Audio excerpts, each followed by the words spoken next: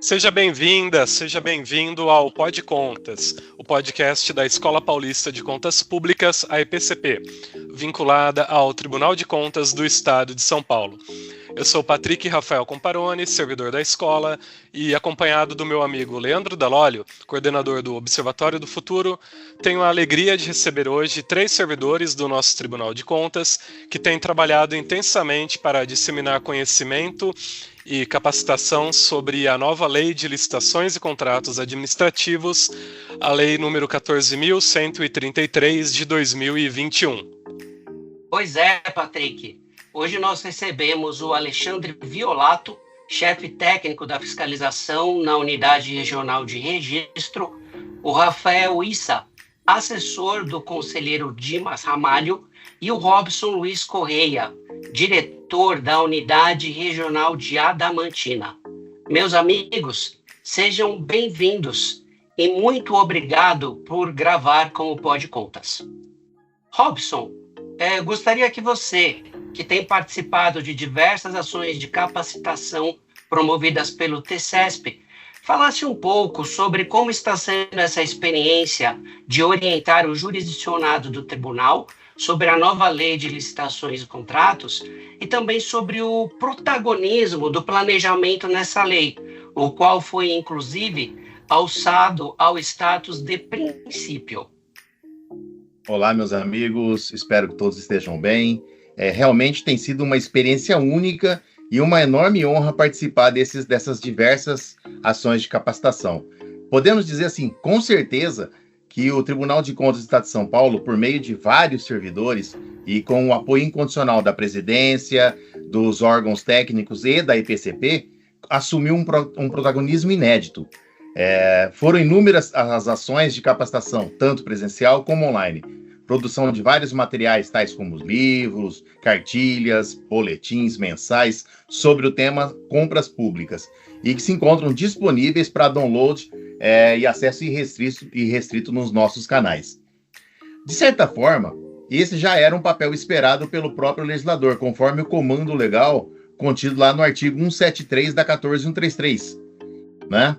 Bom, agora, quanto ao planejamento, realmente, Leandro, é importante destacar que ele já constava do nosso arcabouço jurídico, tá?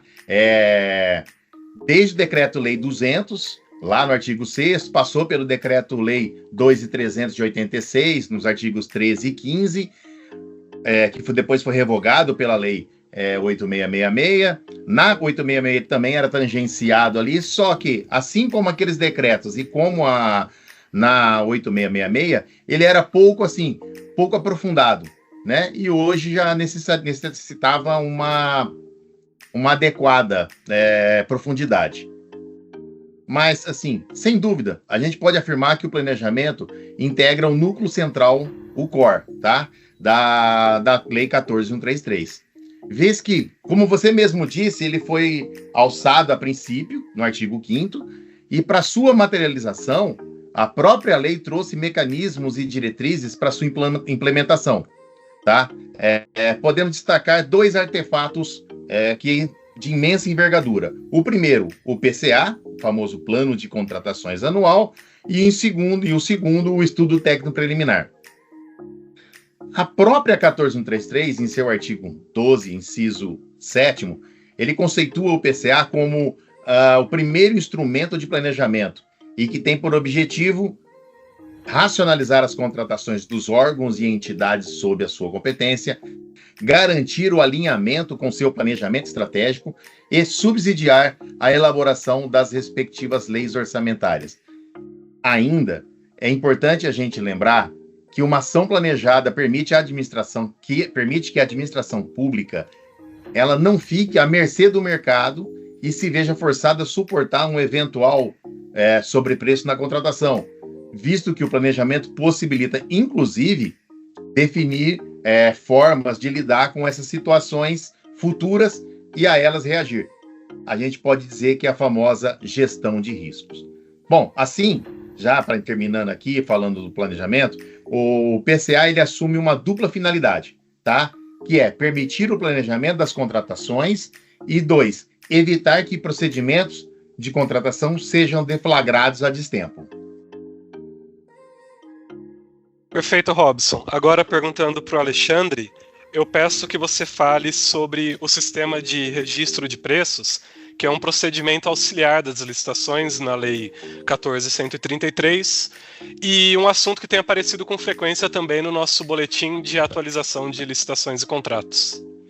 Perfeito, Patrick. Sistema de registro de preços sempre aparece lá no boletim. O boletim que vale falar aqui, meus amigos que me acompanham hoje, não somente o Robson, o Rafael, mas também o Patrick e o Leandro, que nos ajudado muito a fazer esse boletim. Estamos fazendo ele em parceria, né? Tem sido um trabalho bem legal.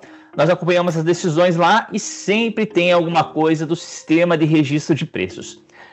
Mesmo que a gente esteja falando sobre a nova lei de licitações, o tribunal já tinha uma jurisprudência anterior, algumas súmulas mesmo relacionadas ao sistema de registro de preços, e já era um procedimento muito adotado aí no âmbito das contratações públicas, né? Das súmulas do tribunal, somente uma delas deixa de ter validade com a nova lei de licitações, que é a súmula 34, né? O que a súmula 34 diz? Que a validade da ata de registro de preços, incluídas eventuais prorrogações, limita-se ao período máximo de 1 ano. Só que daí sobreveio a Lei 14.133 e o que ela prevê? Lá no artigo 84, que o prazo de vigência da ata será de 1 ano e poderá ser prorrogado por igual período. Então, a lei colocou que é permitido prorrogar o registro de preço, né? Permitida a prorrogação da ata. Agora, as outras súmulas do tribunal, elas foram mantidas. E boa parte das decisões, anulações de certame, por exemplo, que tem ocorrido no sistema de registro de preços aqui dentro do tribunal, ou irregularidades vistas pela fiscalização, são conceituais e não tanto relacionadas à aplicação da 14.133 propriamente dita, alguma novidade da lei, né? Por exemplo, um ponto que sempre vem tendo discussão aqui, que é a contratação de obras por meio desse sistema de registro de preços. A Lei 14.133, ela permite a contratação de obras por meio de registro de preços. Contudo, não são quaisquer obras. Para que possa ser feita uma contratação de obra por meio de registro de preços, tem que ter um projeto padronizado, sem complexidade técnica e operacional, e uma necessidade permanente ou frequente da administração. O tribunal já tinha, antes da lei, uma súmula relacionada à contratação de obras, que era a súmula número 32, que ela veda a utilização do sistema de registro de preços para a contratação de obras e serviços de engenharia, exceto aqueles considerados como pequenos reparos. Então veja que, por mais que tenha se utilizado termos um pouco diferentes, as ideias convergem, que é a existência de um projeto padronizado. Então aqui, por exemplo, tapa-buracos. Tapa-buracos pode ser feito por meio do sistema de registro de preços. Contudo, agora, quando projetos um pouco maiores de reasfaltamento, entre outras coisas assim, que demandam um projeto básico, um projeto executivo, um projeto mais específico para aquela contratação, aí não caberia o registro de preços. Então, a maioria das decisões do tribunal que vem entendendo pela irregularidade em questão de obras é isso, entender que não são projetos padronizados. Então, essa que é o principal detalhe, né? Mas a grande maioria das decisões aqui do tribunal em sede de registro de preços que vem dado pela irregularidade vão na súmula 31. O que a súmula 31 do tribunal diz? Que em procedimento licitatório é vedada a utilização do sistema de registro de preços para a contratação de serviços de natureza continuada. E normalmente as irregularidades são isso. Então, por exemplo, o que a gente vê? Controlador de acesso. O controlador de acesso está ali o tempo todo, então serviço continuado. Então, não caberia sistema de registro de preços. Outra coisa que a gente tem visto muito, locação de veículos. Mas daí é uma ata de registro de preços, até prevendo que deve ser plotado no veículo o brasão da prefeitura e o nome dizendo a serviço da prefeitura. Olha, então não é uma locação eventual. Nesse caso, é uma locação permanente, um serviço contínuo. Então não caberia o sistema de registro de preços.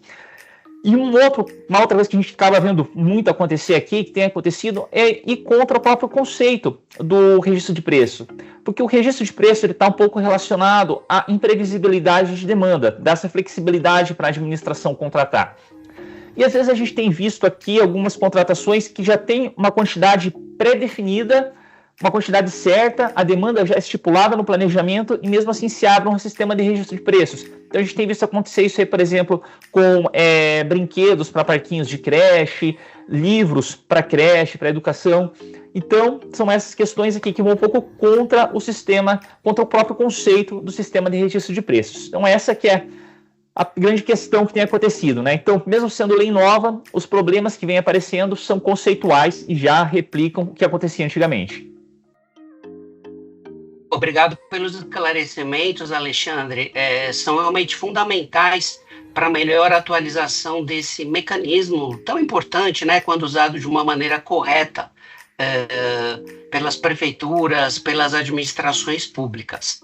Sobre essa questão de entendimento da nova lei de licitações e contratos, até para apresentar aí para a nossa audiência alguns destaques da jurisprudência aqui do Tribunal de Contas, voltada aí à aplicação da nova lei de licitações e contratos, eu gostaria que o Rafael, com a visão que tem dentro do gabinete do conselheiro Dimas Ramalho, falasse um pouquinho, trouxesse alguns destaques que a jurisprudência do tribunal tem trazido a respeito da aplicação dessa lei. Bem, amigos, prazer estar aqui com vocês. De fato, o ano passado foi um ano muito interessante com relação à aplicação da nova lei, porque com o encerramento de vigência da 8666, os municípios acabaram ali obrigados a fazer licitações exclusivamente pela 14133. Né? Então, se olharmos para 2023 ainda havia bastante licitação sendo feita com base na 8666 e algumas poucas com base na 14133. Agora, a partir de 24, né, o volume que chegou aqui para o tribunal de licitações, representações contra editais, basicamente, né, editais fundados, né, elaborados com base na 14133. Até isso que nos motivou a preparar aquele boletim de atualização. Né? Então, esse volume maior de licitações nos despertou, né? Nós que gostamos bastante de estudar a jurisprudência do tribunal, nos despertou esse interesse, né? Em entender como que as coisas estavam sendo aplicadas, né? Como que a lei estava sendo aplicada nos casos concretos. O que nós temos, acho que dá para falar já em 3 pontos, que têm sido bastante, até em certa medida, repetitivos nos editais de 2024. Nós temos 3 pontos aqui, eu acho que eu gostaria de destacar, né? A primeira é a questão na qualificação econômico-financeira da exigência de certidão negativa de recuperação judicial ou extrajudicial, né? A nova lei só menciona a possibilidade de exigência de certidão negativa de falência. Mas a Lei 8666 trazia falência ou concordata, que é a antiga recuperação judicial. E alguns editais ainda mantiveram essa redação, né, no sentido da exigência para a qualificação econômico-financeira da certidão negativa de recuperação judicial. Né? Isso o tribunal reiteradamente tem, em série de exame prévio de edital, tem apontado essa irregularidade, né? Porque é uma exigência que não está prevista em lei. A segunda, também acaba sendo assim, editais, a gente acaba supondo, né, pelo menos, que eram editais feitos na 8666 e depois foram adaptados para 14133, mas ainda com algumas cláusulas ali que falham um pouco. Então, uma delas é a vedação imotivada ou desarrazoada à participação de consórcios. Durante o regime da 8666, sempre foi construída, né, acabou sendo construído o entendimento de que a administração possuía liberdade para dizer se de determinada licitação participaria, né, seria possibilitar a participação de consórcio, empresas reunidas em consórcio. A 14133 fechou um pouco o sistema ao dizer que a vedação à participação em consórcio tem que ser motivada. Então, não é mais uma simples opção, mas precisa dizer por que não vai poder, né, por que as empresas não podem participar reunidas em consórcio. E o tribunal tem se deparado com casos, né, a maioria dos casos se trata de vedação imotivada, então o edital proíbe a participação de empresas reunidas em consórcio, mas sem dizer o porquê. Ou então, em alguns poucos casos, o tribunal foi um pouco além e analisou, nos casos em que havia alguma motivação, analisou a razão pela qual a administração disse que não poderia participar o consórcio, né, dizendo que só poderia a licitante única, né? E em alguns casos o tribunal falou, olha, essa motivação que você traz, considerando este tipo de objeto, ela é desarrazoada. Então a vedação à participação ela é irregular. Esses casos, né, nos quais o tribunal analisa a motivação me parecem bem interessantes. E um outro ponto que tem aparecido é a questão da prova de conceito.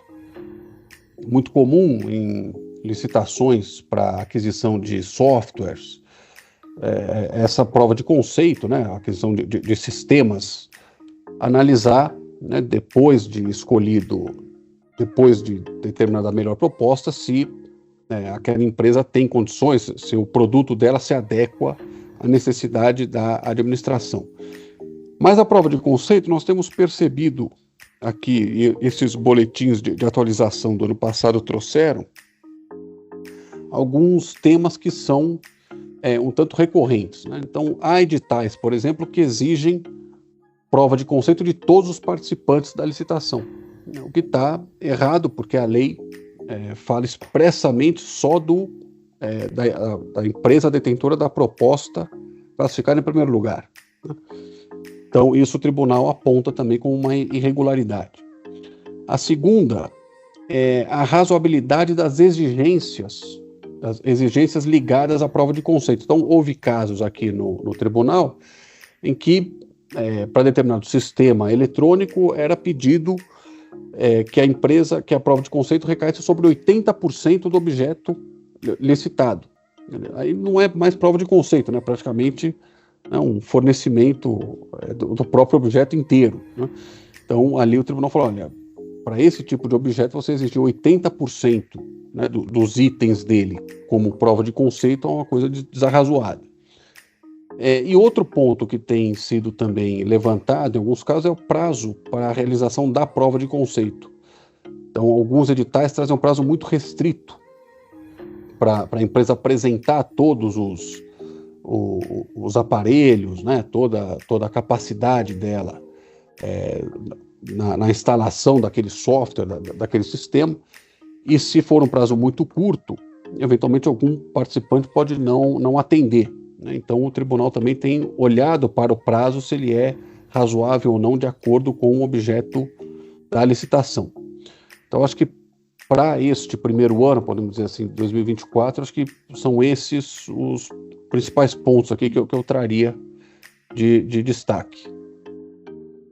Muito legal, Rafael, e acho bem bacana esse recorte que você traz do boletim, e acho que quem tem acompanhado o boletim deve ter percebido que muitas vezes no mesmo mês a gente já encontra ali diversos apontamentos muito parecidos, né? O que faz do boletim um instrumento muito interessante também para o jurisdicionado se manter informado e como instrumento de orientação, né, à sua disposição, para evitar incidir em falhas que já vêm sendo observadas aqui e rechaçadas pelo tribunal. Agora, Robson, eu queria voltar com você à questão do planejamento e pedir para você falar de modo especial sobre o estudo técnico preliminar. Opa, esse é um tema interessante. E justamente nessa linha que o próprio Dr. Rafael estava mencionando, sobre a análise do tribunal sobre motivação e justificativas, em tese, essas respostas deveriam constar lá no estudo técnico preliminar. Então, a gente vê que está tudo muito alinhado. E esse é um instrumento, tá, que a própria lei trouxe para tentar fazer com que a administração ela revisse a sua forma de contratação, tendo como foco o interesse público almejado e não mais a forma de contratar. Podemos dizer que a lei busca fazer com que a administração ela abandone a famosa síndrome da Gabriela, ou então aquele famoso sempre fiz assim. Então esse é o primeiro conceito do ETP, fazer a administração pública pensar as suas contratações. Bom, justamente nessa linha de motivação, tudo mais, o caput do artigo 18, ele aborda em linhas gerais o que deverá ser observado e tratado na elaboração do ETP, no caso de todas as considerações técnicas, mercadológicas, de gestão que podem interferir na contratação. Tá? Nos incisos 1 a 13 do parágrafo 1º do mesmo artigo 18, a lei delineou ali os elementos que deveriam compor o ETP, tá? E aí traz, acho que, a receita de bolo, né? Que deverão evidenciar o problema a ser resolvido e a sua melhor solução, de modo a permitir a avaliação da viabilidade técnica e econômica da contratação. Nesse ponto, nós já temos uma premissa que é muito pouco comentada, que é a seguinte: pode ser que a administração pública, ao elaborar o ETP, ela conclua pela não contratação. Parece um absurdo, mas é justamente isso que está constando lá no inciso 20 do artigo 6º. E nessa mesma linha, o ETP, então, ele vai consistir em um instrumento que visa também apresentar motivação justificativa, como, né, bem falado pelo Dr. Rafael, tá? Bem como análise das soluções disponíveis no mercado. Só fazendo uma ressalva rápida, que é importante a gente lembrar o tão pouco comentado artigo 44 da mesma lei 14.133, que impõe o dever da administração de, havendo a possibilidade de compra ou de locação, o estudo técnico preliminar deverá considerar os custos e os benefícios de cada opção, indicando a alternativa mais vantajosa. Acho que esse artigo ele ficou um pouco deslocado, né? Mas ele faz toda a ligação com o artigo 18. E, portanto, por isso é importante lembrar. Bom, então assim, nós temos que, inegavelmente, a figura do ETP, ela causou, tá, à época, no começo principalmente, uma grande comoção, tá? Principalmente em entes de menor envergadura ou com um quadro de pessoal reduzido, tá? Isso decorre, ao meu ver, da forma como o ETP foi interpretado. E aí eu explico. Deu-se ao ETP muito mais uma importância formal, tá? E onde se aplicou as seguintes perguntas: como fazer? Quem é o responsável por fazer? Porque eu que tenho que fazer, né? E aí isso começou a gerar uma certa comoção, um jogo de, digamos, de empurra-empurra, ninguém querendo assumir. Enquanto, ao meu ver, o mais apropriado seria ter sido emprestado um olhar à importância funcional do ETP. Com isso, as perguntas seriam outras e daí faria muito mais sentido fazer o ETP. Essas perguntas seriam quais? Por exemplo, para que fazer? Ou seja, para identificar, né, o interesse público almejado. E aí, muito mais do que quem tem que fazer, mas quem detém o conhecimento e a expertise para fazer. Muito mais do que ser uma pessoa única, talvez ser feito a várias mãos. Por quê? Várias pessoas detêm o conhecimento daquela contratação, quer seja como atuando como gestor, como fiscal, etc. Bom, com essa mudança de olhar e, consequentemente, dessas perguntas, com certeza o ETP passa a fazer muito mais sentido e as respostas evidenciam a real necessidade do porquê, né, ou da motivação de se elaborar um ETP.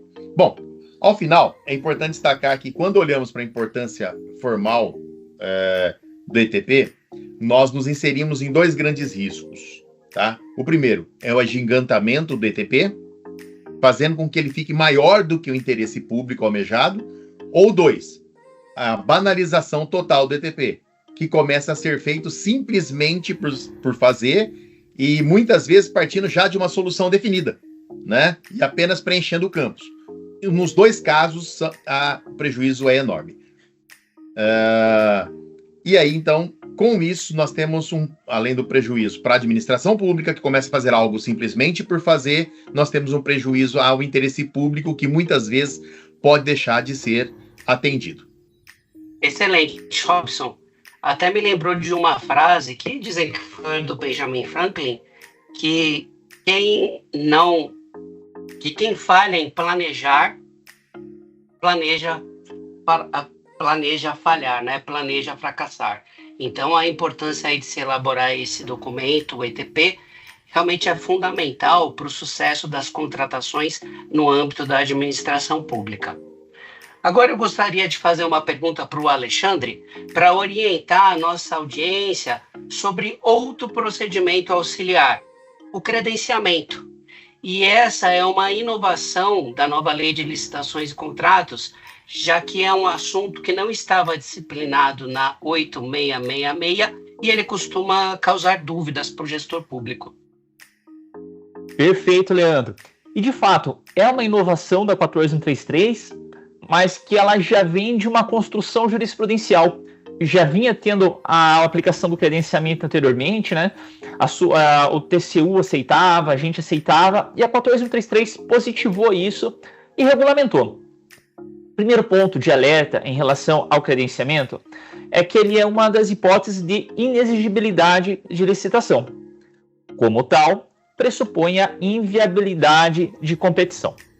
Lá no artigo 79 da lei, são previstas 3 hipóteses de contratação por meio de credenciamento. Primeira, a contratação paralela e excludente, que é aquela lá em que a administração pode contratar todos de uma vez só, ou se não todos de uma vez só, organizar algum critério de rodízio, ou alguma forma assim em que todos os interessados podem ser contratados. A segunda forma é a seleção a critério de terceiros. É aquela hipótese em que o próprio usuário do serviço vai escolher quem que vai ser o prestador. E a terceira é a contratação por meio de mercados fluidos, que são aqueles casos em que tem uma oscilação diária de preços, o mais comum é de passagem aérea, que aí você pode contratar por meio de credenciamento também. Todos esses casos têm uma mesma condição prevista lá no parágrafo 1º do artigo 79, que é o seguinte, inciso 1, que diz que a administração ela deve divulgar e manter à disposição do público, em sítio eletrônico oficial, edital de chamamento de interessados, de modo a permitir o cadastramento permanente de novos interessados. Olha, se uma condição do credenciamento é essa necessidade de permitir o cadastramento permanente de novos interessados, vocês podem concordar que não faz muito sentido abrir um credenciamento em que um grupo de usuários escolha um contratante. Ou então abrir um credenciamento em que vai credenciar uma só contratada que apareça melhor preço, ou melhor técnica, ou qualquer coisa do gênero. Então, assim, é essencial o credenciamento esse cadastro permanente. E eu reforço isso porque a maioria das decisões do tribunal vem nesse sentido. A maioria dos credenciamentos em que temos visto irregularidades são nesse sentido, em que estabelecem-se que são estabelecidos critérios no qual escolherá 1 ou 2 credenciados. Então, isso vai contra a própria ideia do credenciamento. Aqui no tribunal, como a gente tem visto no boletim e tudo, tem um campeão da temporada 2023-2024 de credenciamento. O que? Vale alimentação e vale refeição.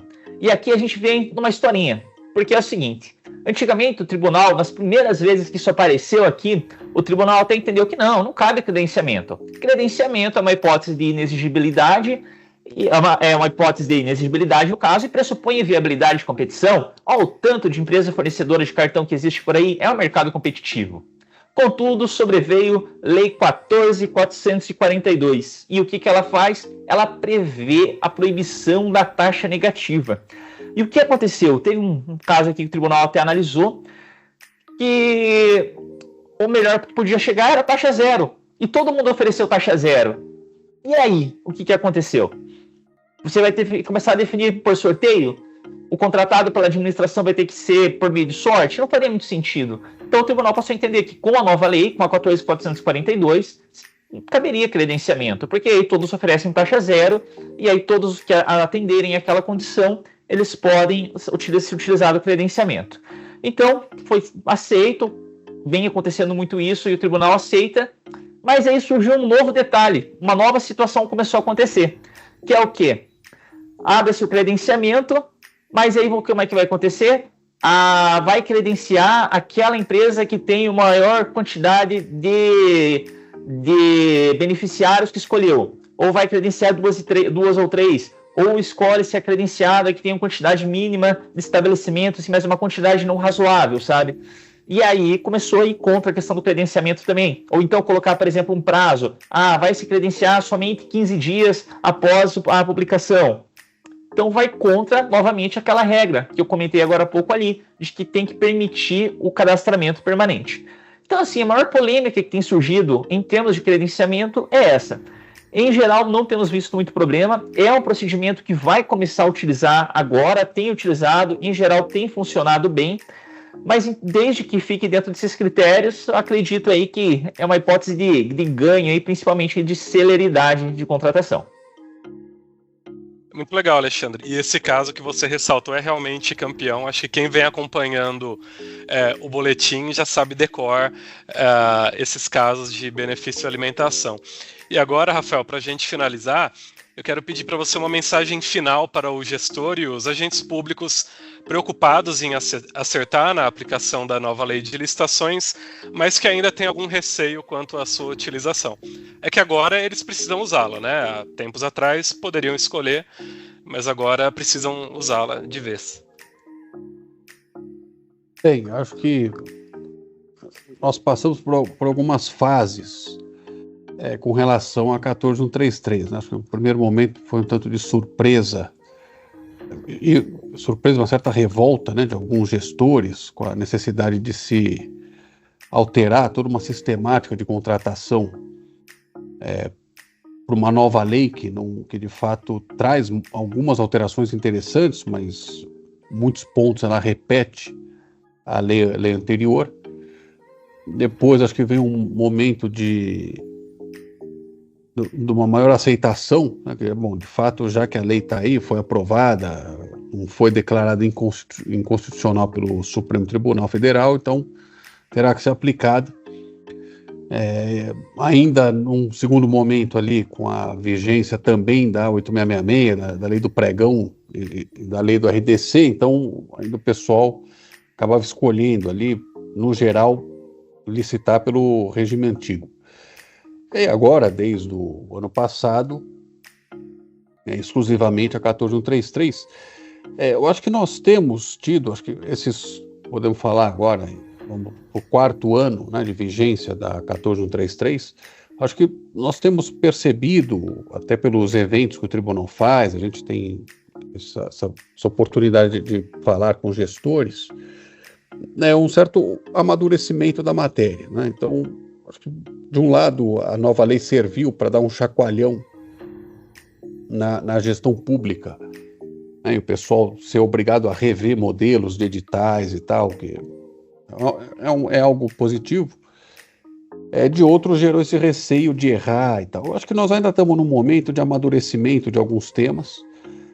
O tribunal tem feito bastante questão, em alguns casos, de reiterar jurisprudência anterior ou súmulas anteriores, né? Isso o Alexandre pontuou muito bem na fala dele. Então, nem tudo é novidade, é 100% novidade, mas ao mesmo tempo, eu acho que hoje em dia, né, uma nova lei que sai nesse mundo da informação tem uma vantagem para o gestor, que é o acesso à informação muito rápido. Então, há publicações institucionais do TCE de São Paulo, não só boletim de atualização, mas também foram publicados livros. Tem um livro muito bom da nova lei, que foi lançado em 2022, se eu não estou enganado. Temos também um livro recente do pessoal da ATJ Engenharia, aqui da casa, que fez um trabalho excepcional sobre obras públicas. Temos, né, o boletim, o tribunal tem se esforçado desde 2022, né, na presidência do conselheiro Dimas, para fazer muitas lives, eventos presenciais sobre a nova lei.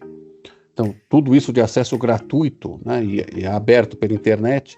O TCU também tem, né, uma legislação comentada, anotada ali, que tem bastante coisa interessante. Então, acho que para o gestor fica, digamos, um certo dever de casa, né, de ir atrás desse material, né, e verificar, né, o que daquilo interessa para uma contratação ou para outra, o que tem sido feito por outros, não só pelos tribunais de contas, mas por outros municípios, né? Alguns municípios já saíram na frente, então já tem modelos mais atualizados de legislação, de decretos, editais, etc.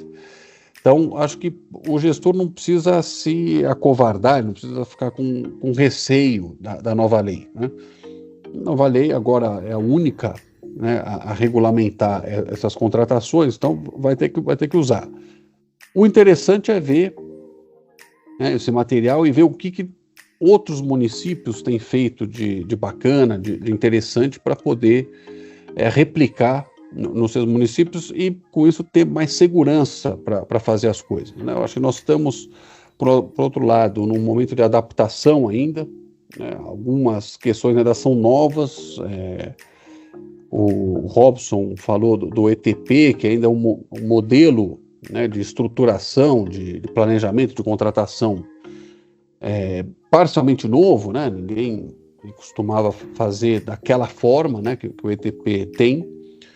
Então também há ali uma certa tolerância ao erro, podemos dizer assim, né, nesse primeiro momento, né, no sentido de não do tribunal deixar passar o erro, mas de talvez não penalizar, né, o gestor no primeiro erro. Mas é necessário evoluir e prestar atenção, olhar o que está sendo feito, as boas práticas de outros entes federados, e com isso permitir a efetiva aplicação da nova lei. Muito legal, Rafael. Nós vamos finalizando por aqui, mais uma vez agradecendo os nossos convidados e a você que nos prestigia com a sua audiência. Continue acompanhando o Pod Contas e até a próxima.